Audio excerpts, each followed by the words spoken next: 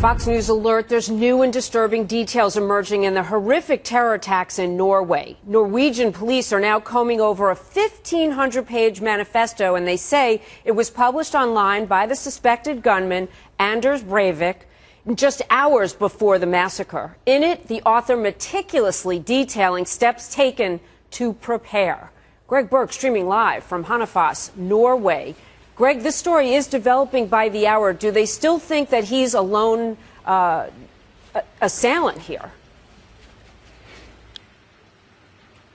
Well, apparently, yes. And if so, he's going to be in the record books for the wrong reasons, because it looks like in terms of the number dead, which is edging up towards 100, that could possibly be a record for one person acting alone in such a massacre, actually a twin massacre in this case. We'll have to see. But if you're into criminal profiling today or this weekend, you're going to be working just overtime, because every day just brings more information, more mystery about Anders Breivik.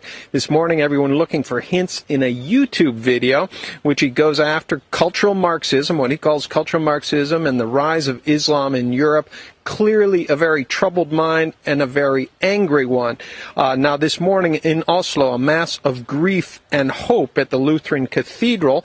Not normally a lot of churchgoers in Oslo, but today it was something different as the Norwegians try to cope with this. Really, they have not seen anything like this as since the Second World War in terms of the numbers dead. Now, stories from survivors on the island massacre are just amazing. This morning, a young man in the hospital trying to telling us about him trying to get away, first by swimming, but he said he still had his boots on. It was too heavy. He had to come back, ended up getting shot by the killer. He also heard the killer say, "You're all going to die." He described the suspect to us as someone who was very methodical as he went by killing people one by one, not wasting any ammunition.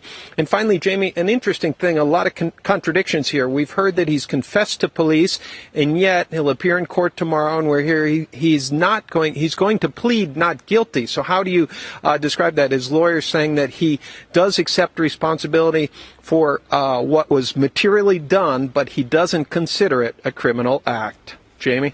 Unbelievable. All right, we'll watch it as it continues to unfold. Greg Burke.